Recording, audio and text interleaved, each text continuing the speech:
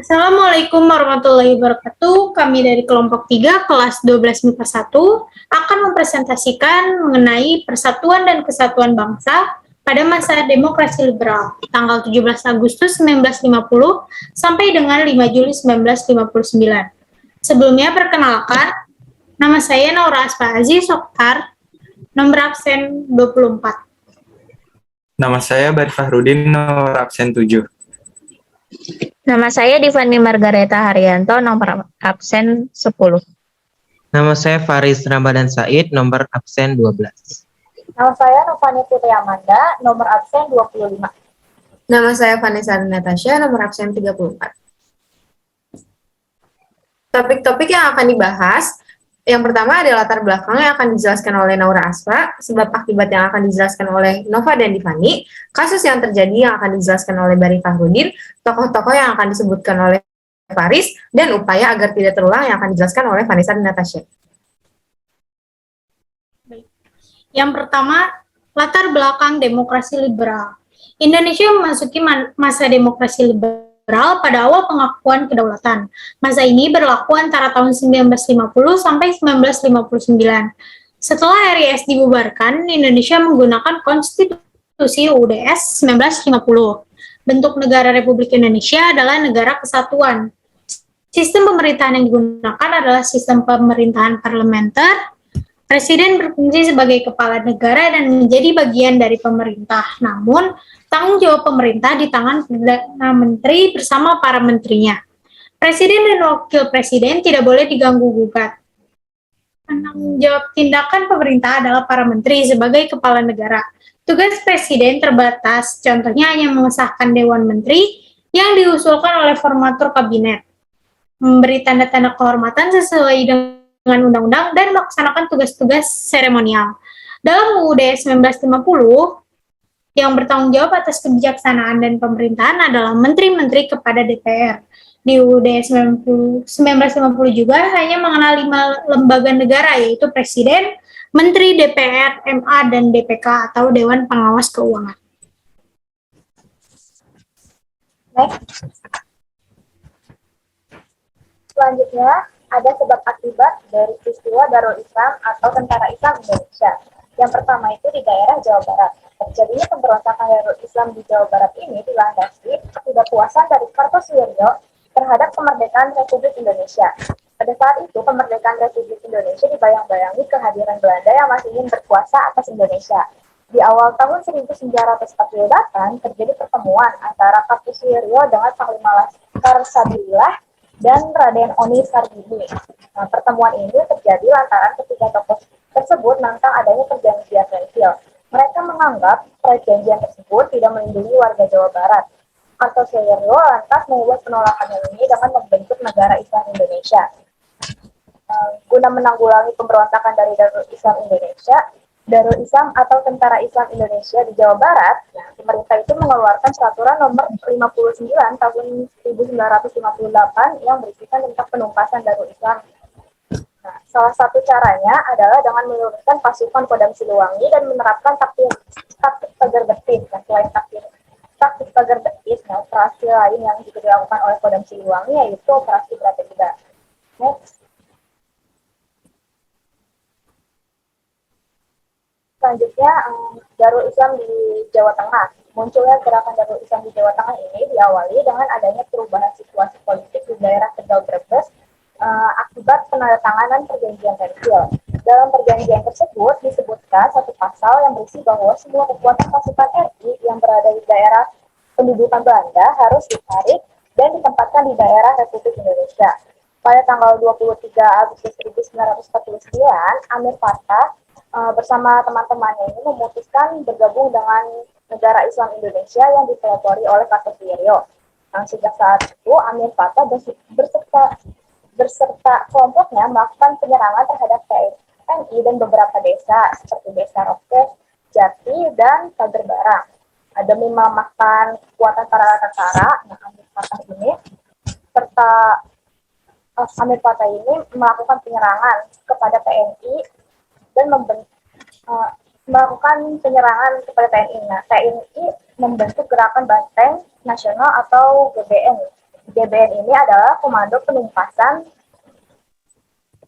Pemberontakan Darul Islam di Jawa Tengah. Para pemimpin dari GBN sendiri adalah Letnan Kolonel Sarbini, Letnan Kolonel Bahrum, dan Letnan Kolonel Ahmad Yani. Unsur penting yang ada di dalam GBN adalah Banteng Riders, sebuah pasukan elit yang dibawa kepemimpinan Ahmad Yani untuk memburu gerilyawan Darul Islam. Next.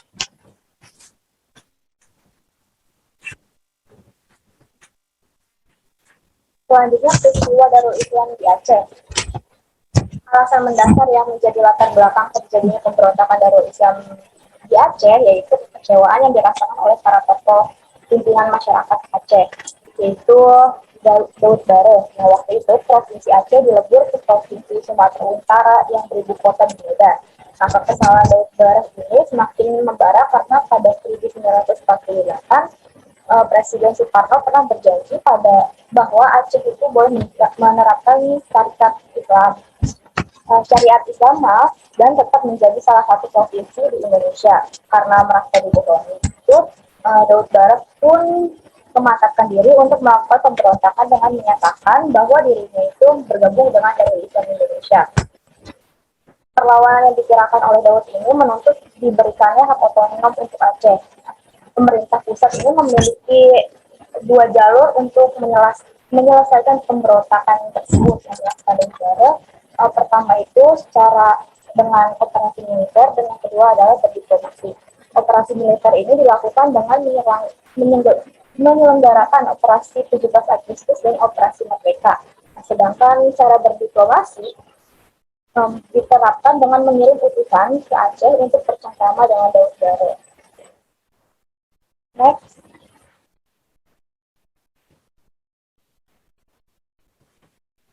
Selanjutnya, Darul Islam yang terjadi di daerah Sulawesi Selatan. Pemberontakan Darul Islam Sulawesi Selatan ini dipimpin oleh Fahrudin Zakar, dilandasi dengan rasa kekecewaan karena banyak anggota KGSS yang ditolak menjadi Angkatan Perang Republik Indonesia Serikat atau disebut juga APRIS. Fahrudin Zakar ini melakukan pemberontakan dalam dua tahap. Yang pertama itu pada tahun 1950 sampai 1952, dan tahap kedua itu berlangsung sejak 1953 hingga 1965. Sebagai tindak lanjut dari pemberontakan yang dilakukan Fahrudin Zakar, pemerintah pusat pun mengirimkan operasi militer ke Sulawesi Selatan. Nah, pada tahun 1965, Fahrudin Zakar ini ditembak mati.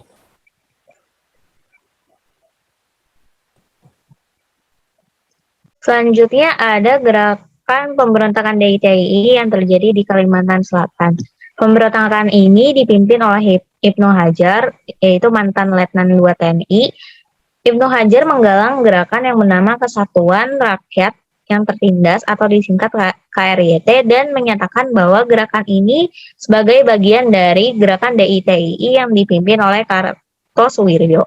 KRYT sejak pertengahan bulan Oktober 1950 menyerang pos-pos TNI dan mengacau di sejumlah wilayah di Kalimantan Selatan. Untuk menghadapi pemberontakan tersebut, pemerintah bertindak tegas dengan melaksanakan operasi militer. Akhirnya Ibnu Hajar dapat ditangkap pada bulan Juli 1963, lalu 2 tahun kemudian diadili dan dijatuhi hukuman mati oleh Mahkamah Militer. Next. Selanjutnya ada pemberontakan PRRI atau Permesta.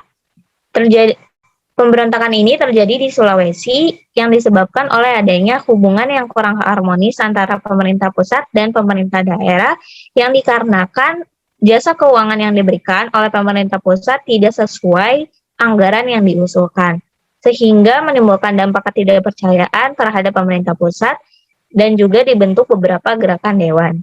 Puncaknya terjadi pada tanggal 10 Februari 1958, di mana Ketua Dewan Banteng mengeluarkan ultimatum kepada pemerintah pusat yang berisikan bahwa Kabinet Juanda harus mengundurkan diri dalam waktu 5x24 jam. Menanggapi ultimatum tersebut, pemerintah pusat bertindak tegas dengan cara memberhentikan secara tidak hormat Ahmad Hussein dan melakukan operasi militer pada tanggal 12 Februari 1958. Di bawah pimpinan KSHD, Ahana Sution membekukan Komando Daerah Militer Sumatera Tengah serta mengadakan operasi militer gabungan atau yang disebut Operasi 17 Agustus yang berhasil menghancurkan gerakan separatis tersebut. Namun pada tanggal 15 Februari 1958 terjadi proklamasi PRRI yang berisi daerah Sulawesi Utara dan Sulawesi Tengah memutuskan hubungan dengan pemerintah pusat.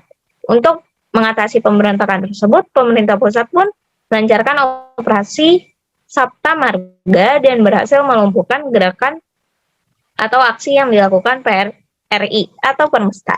Next.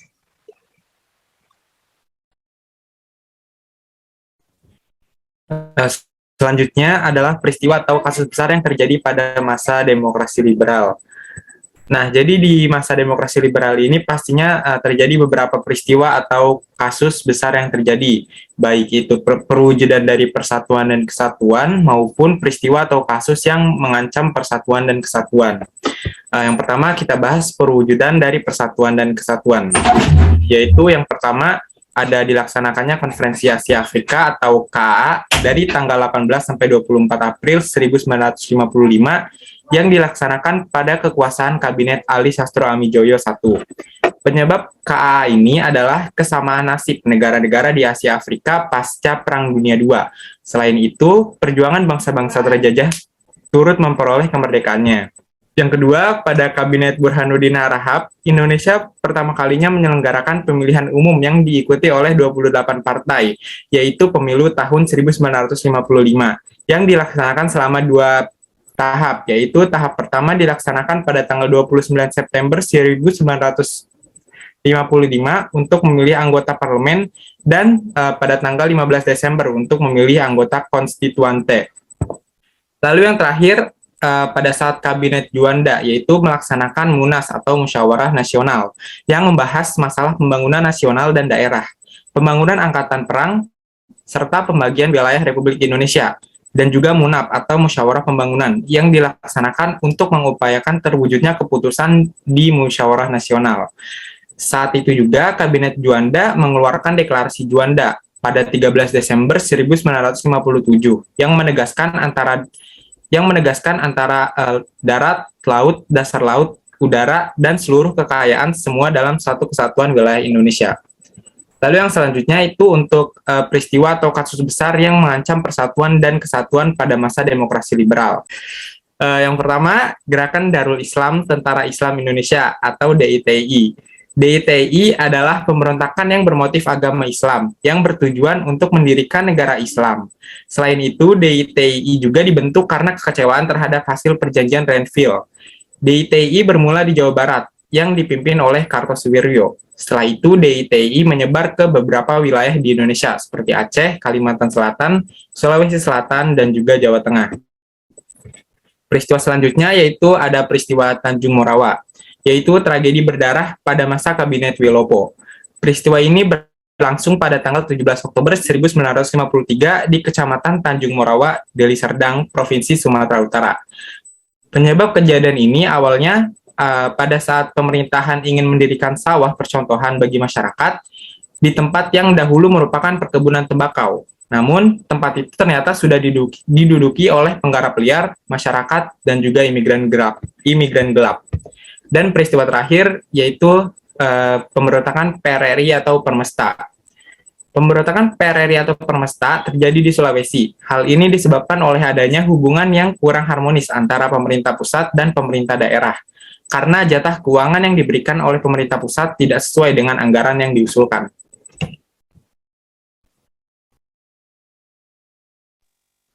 Baiklah, selanjutnya adalah beberapa tokoh penting yang berperan dalam membentuk dan atau menjaga persatuan dan kesatuan Indonesia di masa demokrasi liberal. Yang pertama adalah Muhammad Natsir. Muhammad Natsir merupakan salah satu Perdana Menteri Indonesia yang menjabat pada Kabinet Natsir September 1950 sampai Maret 1951. Peran dari Muhammad Natsir yaitu mencetuskan Mosi Integral Natsir. Mosi ini dianggap dapat memulihkan keutuhan bangsa Indonesia dalam Negara Kesatuan Republik Indonesia, yang akhirnya Natsir diangkat menjadi Perdana Menteri oleh Soekarno. Yang kedua adalah Sukiman Wirjo Sanjoyo yang menjabat pada masa Kabinet Sukiman pada April 1951 sampai Februari 1952. Peran dari Sukiman yaitu melaksanakan politik luar negeri bebas aktif dan menjadikan Irian Barat untuk masuk ke wilayah Republik Indonesia. Selanjutnya menjalankan tindakan-tindakan tegas sebagai negara hukum untuk menjamin keamanan dan ketentraman serta menyempurnakan organisasi alat-alat kekuasaan negara. Lanjut. Yang ketiga adalah Wilopo, yang menjabat pada Kabinet Wilopo April 1952 sampai Juni 1953. Peran dari Wilopo adalah menjalankan berbagai kebijakan untuk mengatasi masalah keamanan dengan kebijaksanaan sebagai negara hukum dan menyempurnakan organisasi alat-alat kekuasaan negara serta mengembangkan tenaga masyarakat untuk menjamin keamanan dan ketentraman. Selain itu, memasukkan wilayah Irian Barat ke dalam wilayah Republik Indonesia dalam waktu sesingkat-singkatnya. Selanjutnya adalah Mr. Raden Ali Sastro Amijoyo. Beliau menjabat sebagai Perdana Menteri Indonesia sebanyak 2 kali, yaitu pada masa Kabinet Ali Sastro Amijoyo I pada Juli 1953 sampai Agustus 1955. Yang kedua adalah Kabinet Ali Sastro Amijoyo kedua pada Maret 1956 sampai Maret 1957. Peran dari Raden Ali Sastro Amijoyo yaitu menginisiasi pertemuan besar KAA atau Konferensi Asia Afrika, yang hasil pertemuan itu juga menetapkan rencana agenda konferensi dan negara-negara yang mana akan mengundang serta tujuan pokok KAA. Mereka menyepakati bahwa bangsa-bangsa yang baru merdeka perlu bersatu untuk melawan sisa kolonialisme dan imperialisme, di mana kemerdekaan adalah syarat mutlak untuk menciptakan perdamaian dunia. Lanjut.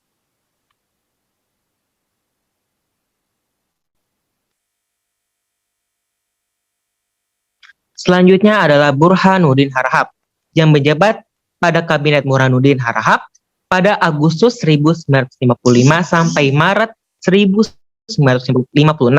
Perannya adalah pemberantasan korupsi yang sehingga puluhan pejabat yang terlibat dalam kasus tersebut banyak ditangkap oleh polisi militer. Selanjutnya adalah Insinyur Haji R. Juanda Kartawijaya yang menjabat pada masa Kabinet Juanda Maret 1957 sampai Juli 1959. Peran dari Insinyur Haji R. Juanda adalah Deklarasi Juanda. Deklarasi yang menyatakan bahwa semua perairan yang menghubungkan pulau-pulau yang masuk ke wilayah Republik Indonesia adalah bagian dari kedaulatan mutlak negara kita. Lalu selanjutnya adalah Kolonel Ibrahim Ajri. Peran beliau adalah melakukan operasi pagar betis dalam menumpas pemberontakan DITI. Selanjutnya adalah Letnan Suhanda yang berperan dalam operasi Baratayuda untuk memberantas pemberontakan DITI. Selanjutnya adalah Kolonel Alex Kawilarang yang berperan bersama TNI berhasil menangkap dan mengeksekusi Andi Azif. Lanjut. Selanjutnya adalah Letnan Kolonel Rukminto Hendra Ningrat yang berperan mengatasi PRRI atau Permesta dengan melakukan operasi militer gabungan Operasi Merdeka. Lalu selanjutnya ada Kolonel A.E. Kawilarang kembali yang berperan memimpin operasi militer untuk menumpas pemberontakan Maluku Selatan atau RMS. Berikut ini agar kejadian serupa tidak terjadi lagi, ini adalah upaya yang dapat kita lakukan sebagai masyarakat Indonesia, yaitu berpegang teguh pada Pancasila. Hal ini dikarenakan kandungan dari sila-sila Pancasila secara garis besar terbagi atas beberapa tingkatan. Yang pertama adalah nilai dasar, instrumental, dan praktis. Meskipun Pancasila terdiri dari 5 sila yang berbeda, akan tetapi semua instrumen saling melengkapi dan menjadikan Pancasila sebagai satu kesatuan yang utuh untuk dijadikan pedoman kehidupan bersama di Indonesia. Pancasila juga tidak mengadopsi ideologi dari manapun, sehingga nilai-nilai Pancasila lebih unggul dan juga lebih cocok dikarenakan didasari dari kebiasaan dan sifat-sifat warga negara Indonesia itu sendiri.